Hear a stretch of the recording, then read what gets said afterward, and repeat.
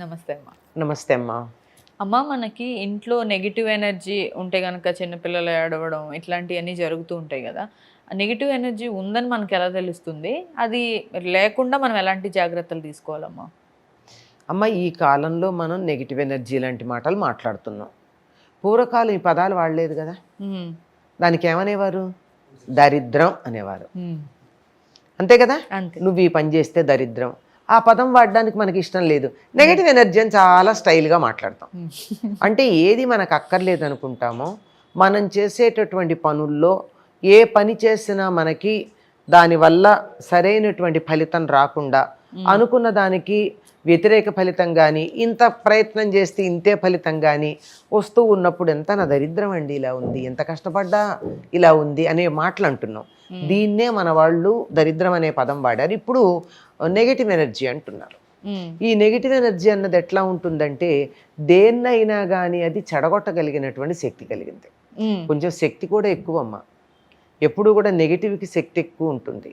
ఎలా ఇళ్లల్లోకి అది అలా ప్రవేశిస్తుంది అంటే, చెడ్డ మాటలు నిరంతరం ఇంట్లో మాట్లాడుకుంటుంటే, అమ్మయ్య ఇది నేను ఉండదగిన ప్రదేశం అని నెగిటివ్ ఎనర్జీ వచ్చి కూర్చుంటుంది. అంటే మన ఇంట్లో నెగిటివ్ ఎనర్జీ ఉండకూడదంటే ఏం చెయ్యాలమ్మా? చెడ్డ మాటలు. దానికి మనం వెల్కమ్ చెప్పినట్టే. అంతే కదా. మంగళహారతి ఇచ్చి పిలుస్తున్నాను, రా అమ్మా రా, మా ఇంటికి రా, మా ఇంట్లో చాలా చక్కగా చోటు ఉందిరా, వచ్చి కూర్చో అని పిలుస్తున్నాం అనమాట. అంచేత చెడ్డ మాటలు మాట్లాడకూడదు, అది మొదటిది. అలాగే ఎప్పుడు కోపంగా ఉండకూడదు, ఎప్పుడు చిటపట్లాడకూడదు, ఏడవకూడదు, ఎదుటి వాళ్ళని నిందించకూడదు. తర్వాత ఎప్పుడు ఏదో కోల్పోయినట్టుగా విచారంగా ఉండకూడదు. ఇవన్నీ కూడా నెగిటివ్ ఎనర్జీని ఆకర్షిస్తాయి. పైగా కొంతమంది పైకి బాగానే ఉన్నట్టుంటారు కదా, నవ్వుకుంటూ యాక్టివ్గానే ఉంటారు, బాగానే ఉంటారు. వాళ్ళు వచ్చి వెళ్ళిన తర్వాత చూడండి, ఇంకా మన ఇంట్లో ఎంత చికాకు ఉంటుందో. వాళ్ళు కూర్చున్న కుర్చీలో కూర్చుంటే మనకు ఒళ్ళు దురదలు వచ్చినట్టు ఉంటుంది. వాళ్ళు వచ్చి వెళ్ళిన తర్వాత అప్పుడు తెలియదు, కానీ వెళ్ళాక అమ్మాయ్య అనిపిస్తుంది. వాళ్ళు వెళ్ళాక అమ్మాయి అని మనకి ఎందుకు అనిపించింది?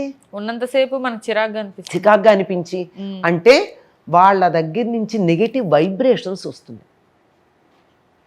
పాపం వాళ్ళు కావాలని ఏమీ ఉండదు, కానీ వాళ్ళ మనస్సులు, వాళ్ళ ఆలోచన ధోరణి, వాళ్ళ తీరు అంతా కూడా ప్రతిదీ కూడా ప్రతికూలంగా ఆలోచించే పద్ధతి ఉంటుంది.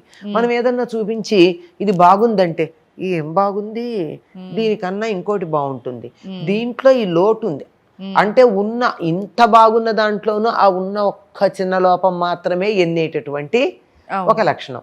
ఇది ఎంత గట్టిగా, తీవ్రంగా, గాఢంగా వాళ్ళలో నాటుకుని ఉంటుందంటే, వాళ్ళు వెళ్ళాక కూడా మనం ఇళ్లల్లో చాలాసేపు ఒక చికాకు ఉంటుంది. వెళ్ళాక ఒక రకమైన రిలీఫ్ ఫీల్ అవుతాం మనం. కొంతమందితో మనం మాట్లాడుతున్న వీళ్ళు వెళ్ళిపోతే బాగుండు తొందరగా అనిపిస్తూ ఉంటుంది. కొంతమంది ఇంకొద్దిసేపు ఉంటే బాగుండు అనిపిస్తుంది. అంతే, వాళ్ళ దగ్గర నెగిటివ్ వైబ్రేషన్స్ ఉన్నాయి, వీళ్ళ దగ్గర పాజిటివ్ వైబ్రేషన్స్ ఉన్నాయి. ఈ వైబ్రేషన్స్ ఉంటే కూడా మన ఇంట్లో నెగిటివ్ ఎనర్జీ వచ్చే అవకాశం ఉంది. వీలైనంత వరకు అటువంటి వాళ్ళని ఎక్కువగా ఎంటర్టైన్ చేయకుండా ఉండడం. పైగా అలాంటి వాళ్ళు వస్తే కూడా ఎక్కువ ఇటువంటివి రాకుండా ఉండడానికి ఏమిటంటే, గుమ్మానికి పసుపు రాచి ఉండడం, గుమ్మానికి మామిడి తోరణాలు అవి కట్టుండడం, ఇట్లాంటివి కనుకున్నట్టయితే కొంతవరకు అది అక్కడే ఆగిపోతుంది. మిగిలింది లోపలికి వచ్చింది కూడా మనం తగినటువంటి వాతావరణాన్ని కల్పించుకుంటే బాగుంటుంది. ఒక చక్కని మంచి రసాయనాలు ఉన్నటువంటిది కాకుండా ఉన్న అగరవత్తులు వెలిగించండి. రసాయనాలు ఉంటే అంత ఫలితమే ఉండకపోవచ్చు. వెంటనే దీపం పెట్టండి. పెట్టడం వల్ల నెగిటివ్ ఎనర్జీ పోతుందమ్మా. కాళ్ళు చేతులు కడుక్కోండి. స్నానం చేస్తే మరి మంచిది, కాళ్ళు చేతులు కడుక్కోండి. ఇంకా చికాగ్గా అనిపించింది అనుకోండి, ఉప్పు నీళ్లతో ఇల్లంతా శుభ్రం చేయండి. ఉప్పేసిన నీళ్ళు, అది మన రాళ్ళ ఉప్పు ఉంటుంది కదా, ఆ రాళ్ల ఉప్పు నీళ్లలో వేసి ఆ నీళ్ళంతా ఇంట్లో చల్లి ఆ తర్వాత శుభ్రంగా చేసుకోండి. చాలా వరకు పోతుంది. సాంబ్రాణి లాంటి పొగ వేస్తూ కూడా మంచిది. కానీ సాంబ్రాణి వేయాలంటే కొంచెం కష్టం కదా, మనకి బొగ్గులు కావాలి. సాంబ్రాణి దొరుకుతుంది కానీ బొగ్గులు అవి కాలడం, అవి ఎర్రగా ఉండడం, ఇదంతా పర్వాలేదు. మాకు ఈ చికాక్ కన్నా అది నయమనిపిస్తే దాన్ని చేయొచ్చు. ఆ నెగిటివ్ ఇంపాక్ట్ మన మీద ఉండి మన ఆలోచనలు కూడా మారిపోతాయి కదమ్మా. కాసేపు చికాకు పడతాం కదండి. ఎప్పుడు చికాకు పడని వాళ్ళు అప్పుడప్పుడు ఏమిటో ఎవరిని అది ఉండరాదు అంటాం. ఎందుకంటాం? మామూలుగా అనం ఆ మాట. అంత గట్టిగా ఎందుకు అన్నామంటేనే దాని ప్రభావం ఉంది అనమాట. అయితే అంత తీవ్రంగా లేని వాళ్ళు ఉండొచ్చు. మన పాజిటివ్ వైబ్రేషన్స్ వాళ్ళని ప్రభావం చెయ్యొచ్చు. కానీ అది ఎక్కువ తీవ్రం ఉంటే ఇట్లా ఉంటుంది. కనుక వీలైనంత వరకు మన ఇంట్లోకి నెగిటివ్ ఎనర్జీ రాకుండా ఉండాలి అంటే ఇల్లు ప్రశాంతంగా ఉండాలి, ఇంట్లో వాళ్ళందరూ నవ్వుతూ ఉండాలి, ఆనందంగా ఉండాలి, సంతోషంగా ఉండాలి. ప్రతిదానికి ఏడవడం, అసూయ ఇలాంటివి లేకుండా ఉన్నట్టయితే నెగిటివ్ ఎనర్జీ రాకుండా ఉంటుంది. అన్నిటినీ మించి దైవధ్యానం చేసే చోటకి నెగిటివ్ ఎనర్జీ ఎక్కువ రాదు. అంటే ఎక్కువగా పూజలు అవి చేస్తూ పూజలు అవి మీరు పెద్ద పెద్ద పూజలు చేస్తారో చేయరో అదంతా అనవసరం. కనీసం దేవుడి నామం తలుచుకుంటూ ఉండండి. చికాగ్గా అనిపించగానే మీ ఇష్టదైవం నామం తలుచుకోండి. రాముడు ఇష్టం అనుకోండి శ్రీరామ శ్రీరామ శ్రీరామ అనుకోండి. శివుడి ఇష్టం అనుకోండి నమశివాయ నమశివాయ నమశివాయ అనుకోండి. అమ్మవారు అనుకోండి శ్రీమాత్రే నమః శ్రీమాత్రే నమః అనుకోండి. అనుకున్నట్టయితే ఆ వెంటనే అక్కడికక్కడ మనం ఈ ఉప్పు నీళ్లతో చేసింది వాతావరణాన్ని మన కడుక్కుంటే మన శరీరాన్ని శుభ్రం చేస్తే మానసిక స్థాయిలో శుభ్రం చేయగలిగినటువంటిది దైవధ్యానం. అమ్మ మరి మనకి ఈ నెగిటివ్ ఎనర్జీ ఉందనుకోండి, ఎలా తెలుస్తుంది నెగిటివ్ ఎనర్జీ ఉందని? మనం చికాకు పడడం లాంటివి కాకుండా ఇంకా వేటి ద్వారా మనకు తెలుస్తుంది? వేటి ద్వారా తెలుస్తుందంటే చికాకు ప్రధానం. అందరూ బాగా ఉండేటటువంటి వాళ్ళు కూడా అనవసరంగా చికాకు పడుతూ ఉండడం. చిన్నపిల్లలు ఉంటే బాగా తెలుస్తుందమ్మా. చిన్నపిల్లలు ఏడుస్తూ ఉంటారు. ఎందుకు చికాకు పడుతున్నారు? అన్ని బాగానే ఉన్నా ఏడుస్తూ ఉంటారు.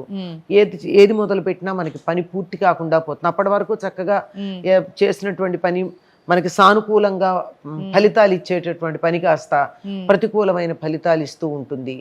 ఏది చేసుకున్నా కానీ వ్యతిరేక ఫలితమే. అట్లా ఉన్నప్పుడు మనం దాన్ని గుర్తించాల్సిన అవసరం ఉంటుంది. అసలు ముందు అది లోపలికి రాకుండా ఉండేట్టు చేసే మొట్టమొదటిది గుమ్మాలకు పసుపు రాయండి, పసుపు రాసి కుంకుమ బొట్లు పెట్టండి, మామిడి తోరణాలు కట్టండి.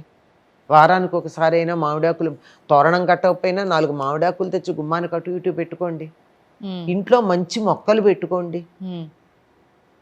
ప్రధానంగా హనుమంతుడి ఫోటో పెట్టుకున్న ఇంట్లోకి నెగిటివ్ ఎనర్జీ రాదు అంటారు. చాలా మంది పెట్టుకుంటుంటారు కళ్ళ దిష్టి వినాయకుడు అని, అది మళ్ళీ వేరంటారా? అవన్నీ ఏమో కానీ హనుమంతుడు ఉన్న చోటకి నెగిటివ్ రాదండి. హనుమంతుడు శనిని అటువంటి వాటన్నిటిని దమించగలిగినటువంటి వాడు. అందువల్ల అన్నిటికన్నా ప్రధానమైనటువంటిది మొదటిది మనం ప్రశాంతంగా ఉండాలి, ధైర్యంగా ఉండాలి. ధైర్యంగా ఉన్న చోటకి ఏమీ రాదు. ఆత్మవిశ్వాసం, ఆత్మధైర్యం కావాలి. అది ఉండి దైవధ్యానం గనక చేసినట్టయితే భగవంతుడి నామం చదివేటటువంటి చోటికి నెగిటివ్ ఎనర్జీ రాదు. వస్తే అది కూడా మారిపోతుంది. అది వెంటనే ఇంట్లోకి మారిపోతుంది ఆ ఎనర్జీ కూడా. చాలా చక్కగా చెప్పారమ్మా, ధన్యవాదాలు.